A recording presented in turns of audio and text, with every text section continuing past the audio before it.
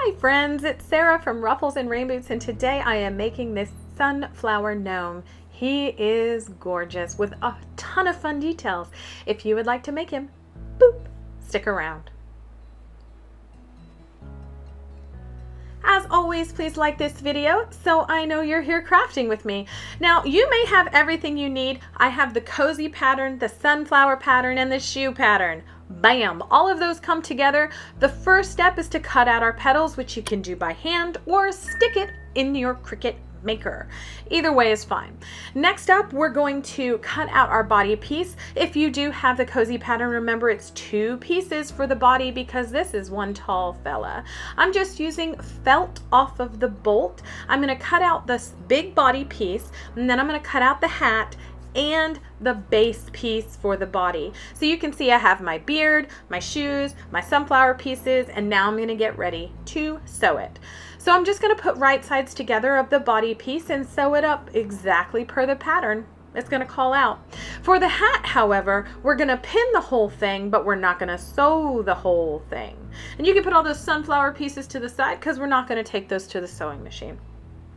Go over to your sewing machine and start with the hat. Be sure to leave 1.5 inches at the base of the hat unsewn. Then sew the base and the body together. Flip the body right sides out and roll the seam in your fingers at the base. It's going to be able to sit flat. Do push out that tip with a pair of scissors or a pencil, but do not turn the hat. We need it exactly like that. All right, so for the fill and weight, I am going to use poly beads, which are non-odor and non-moisture absorbing. I do recommend that. And then the rest of it, you can just use polyfill. I'm going to be using polyfill from Joann's. However, you can use any pillow insert fill from big box stores or the Dollar Tree. For those of you who love to sew, good for you. I don't. But here's my Franken stitch. It's also formerly known as a ladder stitch to close this up. You can hot glue this, by the way, and you want to use coordinating colored thread. I, however, am showing you what I'm doing. Be sure to roll that whole body piece in your hands to make sure you distribute the polyfill evenly. From the beard I made yesterday, I am going to cut out a nice little V, a rounded V shape, and that's going to be my very robust ombre beard. I'm going to use hot glue to attach this to the body, but you can absolutely hand sew it on if you would like. I try and limit my hand sewing. All right. Once that's on, this is how the hat is going to go. So I wanted this yellow to show, so I'm going to put it just over the yellow. We do need this open V, okay? So I'm going to end up flipping those up and securing them down, but first I'm going to split the fur to the fabric backing, add a generous portion of hot glue, and press my nose down. Now I'm going to start building the hat, but first I need to put the glue in the back. If you want to use arms, don't glue down the sides. All right, so in order to get started with our hat, I'm going to use that green piece in the pattern, and I'm just going to start folding over the very top edge. I'm going to then get a thin piece of floral wire. You don't want a really thick gauge for this because you want it really pliable, because this gets a little twisty, friends. We're not twisted, it's just we're making twisty things. Okay. All right, so all I'm going to do is just glue this fabric or glue this felt and wire together. I am going to fold over the edges here. You can see I'm going to fold one edge in onto itself, and then I'm going to wrap the other side over with the wire. I just think it gives it a nicer finish, but you don't have to do that because when we twist it, and you'll see it up close, when we twist it, it all looks sort of like seamless.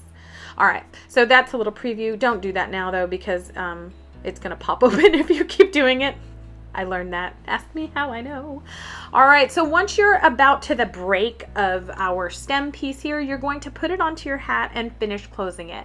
So we're going to glue it to the hat as well, but make sure you wrap around the green piece, and that's because you're going to have to do less petals.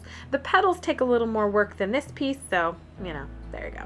All right, so before I do move on, I'm going to wrap this all the way around and then cut off the excess of that wire, and I'm going to use it in my petals. There we go. All right, so for the petals, all you were going to do is take thin pieces of floral wire and put them right in the center of the petal. Don't go all the way down because we want like a little flip, but do press them in. And also press the felt around the wire on the underside. And that's just so you don't have to use 2 pieces of felt to hide that wire, because I'm lazy. All right, and then now you're just going to make a whole bunch more of those. I'm using 2 different colors of yellow felt, so like a brighter yellow and a darker yellow, but you can use orange and yellow. I mean, whatever you'd want. You can paint felt so you can have a nice ombre petal. Ooh, somebody should do that and then share it in the Facebook group, which will be linked down below.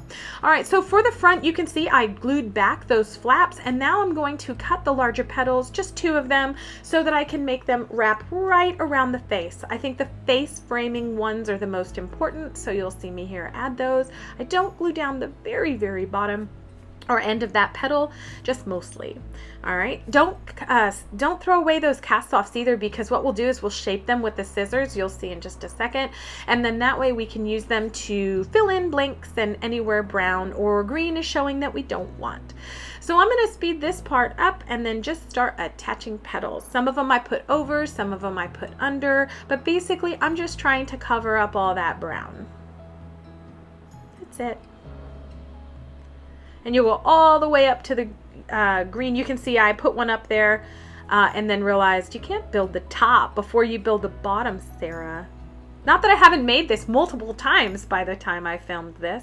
I made this a couple years ago and I'm just getting around to editing it. So I know those of you who've been with me a long time know that this is not a new pattern.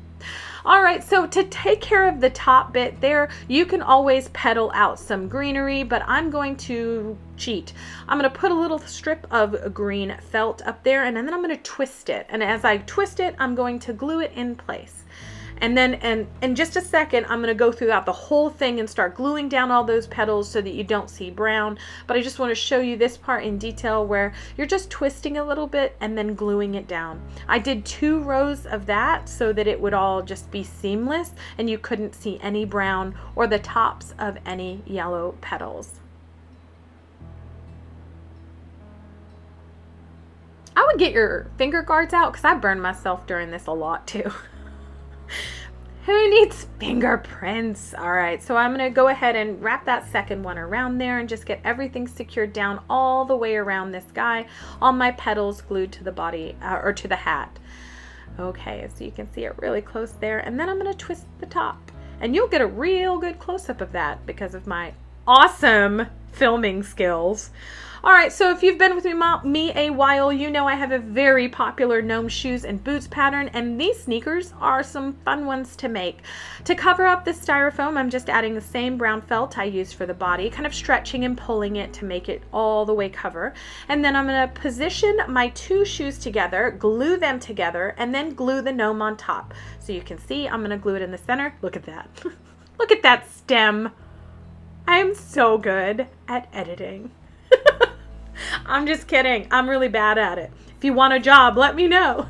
All right, so for the arms, I'm not using the arms that come in the Cozy Gnome pattern because they're very long and elegant. I'm just gonna hand sew, AKA Franken stitch, cute little hands or arms, and I'm going to tuck those right up here, right at the edge of the hat. I'm gonna glue the arm to the body and then the hat to the arm. And then I'm going to add clay beads that I made with polymer clay, but you can use wood rounds, pom-poms, anything you'd like. For my decoration, I'm using a pre-made basket. It's like in the fairy section, you know, and I'm just going to cut these flowers off from a Dollar Tree sprig, stick them in there, and then glue the basket right to his little arm like so. For a little more stability and because it looked really cute and rustic, I gave him a walking stick. And yeah, that came from my front yard. This is it, guys and gals. What do you think? Let me know in the comments below. Also below, get all of the pattern links and ask any questions you may have. As always, thank you so much for being here. Please like and subscribe for more crafty fun.